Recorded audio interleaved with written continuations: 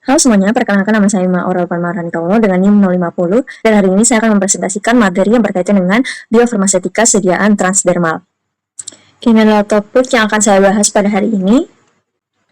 Baik, langsung saja kita masuk ke pendahuluannya. Jadi, sistem penghantaran obat transdermal merupakan inovasi strategis untuk menghantarkan obat ke sirkulasi sistemik tanpa melalui mekanisme metabolisme lintas pertama di hati, sehingga mampu menjaga stabilitas kadar plasma dan meningkatkan kepatuhan pasien. Namun, efektivitasnya itu sangat dibatasi oleh stratum corneum sebagai penghalang fisik utama dengan struktur brick and mortar yang sulit ditembus. Oleh karena itu, keberhasilan terapi ini sangat bergantung pada optimasi karakteristik fisikokimia obat serta penggunaan teknik enhancer guna mencapai kadar steady state yang aman dan efektif melalui pemahaman mendalam terhadap kinetika difusi kulit. Kita masuk ke topik yang pertama, yaitu struktur kulit dan jalur penetrasi molekuler. Nah, kulit terdiri dari 3 lapisan utama, yaitu epidermis, dermis, dan hipodermis. Lapisan terluar adalah epidermis, itu adalah stratum corneum yang menjadi penghalang utama masuknya obat, sehingga disebut dengan rate limiting step. Stratum corneum ini tersisi dari korneosit atau sel mati berisi keratin dan matriks lipid ekstraseluler. Nah, untuk jalurnya itu terdapat 3 jalur penetrasi obat melalui kulit. Yang pertama ada jalur transseluler, yaitu obat melewati langsung korneosit. Nah, jalur ini tuh sulit dilewati karena obat harus melewati bagian hidrofilik dan lipofilik secara bergantian. Kedua, ada jalur paraseluler atau interseluler, yaitu obat melewati celah antar sel melalui matriks lipid. Nah, jalur ini paling umum digunakan terutama untuk obat lipofilik kecil. Kemudian jalur yang ketiga ada jalur transapendageal, yaitu melalui folikel rambut dan kelenjar keringat. Nah, jalur ini memiliki luas kecil tetapi penting untuk molekul besar atau partikel seperti nanopartikel. Baik, selanjutnya ada barrier stratum corneum dan dinamika brick and mortar. Jadi, stratum corneum ini digambarkan seperti susunan brick dan mortar atau bata dan semen. Nah, korneosit ini berperan sebagai bata, sedangkan matriks lipid interseluler itu berperan sebagai semen. Nah, model ini menjelaskan bahwa difusi obat tidak berjalan lurus, tetapi harus melalui jalur berbelok atau tortuous path. Nah, jalur yang berliku ini memperlambat penetrasi obat ke lapisan kulit yang lebih dalam. Nah, untuk komponen lipid utama itu terdiri dari seramid, kolesterol, dan asam lemak. Struktur ini sangat efektif mencegah kehilangan air dan masuknya zat asing dari luar. Oleh karena itu, hanya obat dengan sifat fisikokimia tertentu yang dapat menembus barrier ini dengan baik. Baik, selanjutnya ada kinetika difusi dan hukum Fick 1. Jadi, penetrasi obat melalui kulit itu mengikuti hukum Fick 1, yaitu laju penetrasi atau flux ditentukan oleh persamaan J sama dengan D dikali K dikali delta C dibagi H. J ini adalah flux atau laju penetrasi obat, kemudian D adalah koefisien difusinya, K adalah koefisien partisinya, delta C adalah gradien konsentrasinya, dan H adalah ketebalan membran atau stratum corneum. Semakin besar nilai D, K, dan delta C, maka penetrasi obat semakin tinggi. Sebaliknya, semakin tebal stratum corneum, maka penetrasinya semakin lambat. Nah, koefisien partisi ini harus optimal. Jika terlalu rendah, maka obat sulit masuk ke kulit. Jika terlalu tinggi, obat justru tertahan di stratum corneum dan tidak mencapai dermis. Koefisien difusi ini dipengaruhi oleh ukuran molekul dan viskositas medium. Molekul kecil dan hidrasi kulit yang tinggi akan meningkatkan difusi. Baik, selanjutnya ada faktor fisikokimia yang menentukan permeabilitas obat. Nah, permeabilitas obat sangat dipengaruhi oleh berat molekul, lipofilisitas, dan konsentrasi obat. Nah, untuk aturannya 500 Dalton ini menyatakan bahwa molekul dengan berat molekul lebih dari 500 Dalton sulit menembus kulit secara pasif. Oleh karena itu, molekul kecil lebih mudah diabsorpsi. Nah, untuk lipofilisitasnya dinyatakan dengan log P. Rentang idealnya itu biasanya antara 1 sampai 3. Jika obat terlalu polar, maka sulit menembus lipid stratum corneum. Jika terlalu nonpolar, maka obat justru terjebak di lapisan kulit dan sulit masuk ke sirkulasi. Nah, konsentrasi obat juga sangat penting karena menentukan driving force-nya. Semakin tinggi konsentrasi obat yang terlarut, maka semakin besar dorongan difusi menuju kulit sehingga absorpsinya dapat meningkat. Baik, selanjutnya ada pengaruh biologis atau faktor biologis terhadap absorpsi.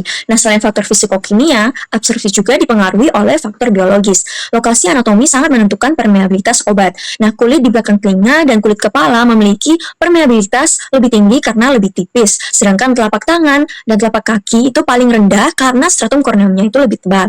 Nah, kondisi kulit juga itu mempengaruhi atau berpengaruh. Kulit memberikan difusi yang stabil, sedangkan kulit rusak dapat meningkatkan penetrasi obat secara drastis dan tidak terkontrol. Nah, pada lansia, kulit cenderung lebih kering sehingga proses difusi obat itu menurun. Lalu, untuk efek hidrasi itu meningkatkan absorpsi obat. Nah, hidrasi menyebabkan struktur lipid itu menjadi lebih longgar sehingga permeabilitasnya itu meningkat. Oleh karena itu, penggunaan oklusi atau pelembab dapat meningkatkan penetrasi obat dengan maksimal. Baik, selanjutnya kita masuk ke parameter BABE dan uji difusi in vitro-nya. Nah, yang pertama ada kadar steady state-nya. Di bagian ini dijelaskan yaitu kondisi ketika kadar obat dalam plasma sudah stabil karena laju masuk obat itu sama dengan laju eliminasi. Nah, pada grafik terlihat bahwa sedan oral itu bisa mengalami fluktuasi yang tinggi atau naik turun yang tajam sehingga berisiko toksik dan tidak efektif. Sedangkan sistem transdermal dirancang untuk menghasilkan kadar yang stabil dengan fluktuasi yang minimal.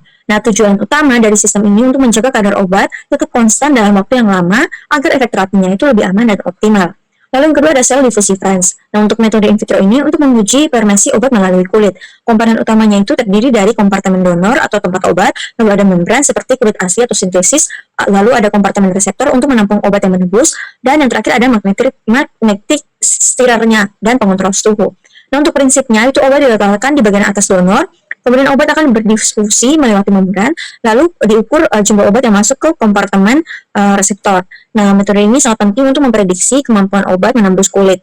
Lalu yang kedua, yang terakhir ada korelasi in vitro dan in vivo. Nah, bagian terakhir ini itu mempertemukan atau menjelaskan hubungan antara data in vitro di laboratorium dan data in vivo di dalam tubuh manusia. Jadi tujuannya itu untuk memastikan bahwa hasil uji laboratorium itu bisa mempresentasikan kondisi nyata dalam tubuh manusia. Jika korelasinya baik, maka uji in vitro bisa digunakan untuk memprediksi efektivitas obat tanpa harus melakukan uji klinis. Nah, jadi hubungan antara in vitro dan in vivo ini membantu mempercepat pengembangan obat dan menjamin kualitasnya.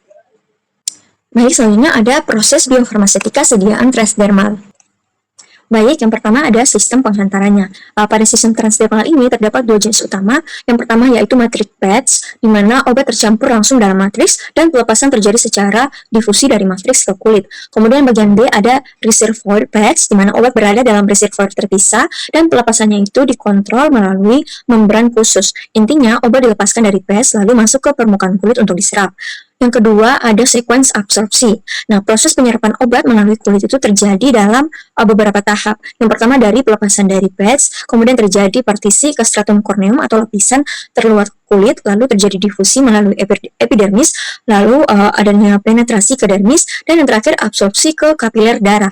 Nah, stratum corneum ini merupakan hambatan utama sehingga obat harus mampu melewati lapisan ini terlebih dahulu. Setelah mencapai pembuluh darah, obat akan langsung masuk ke sirkulasi sistemik.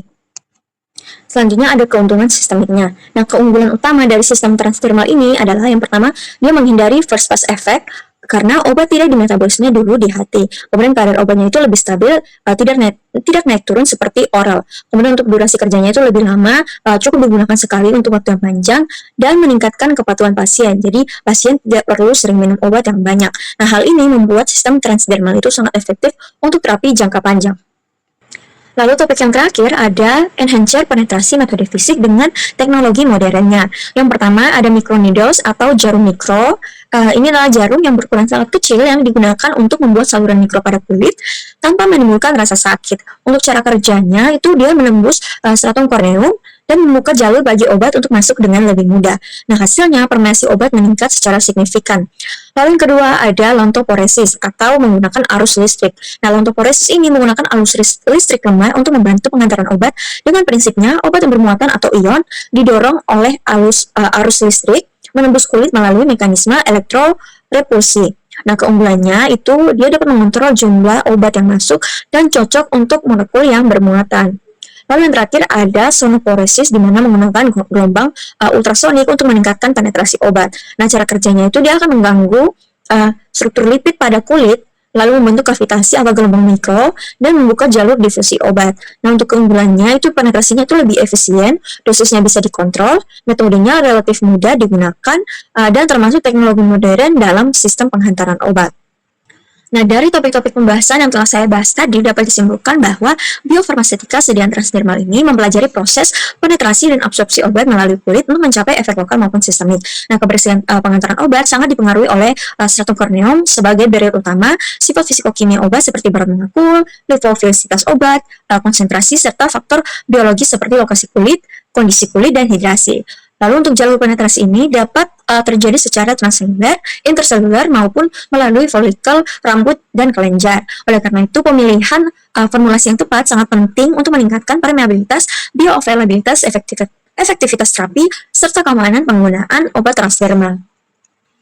Ini adalah referensi yang saya gunakan. Sekian dari presentasi saya mengenai materi biofarmasetika sediaan transdermal.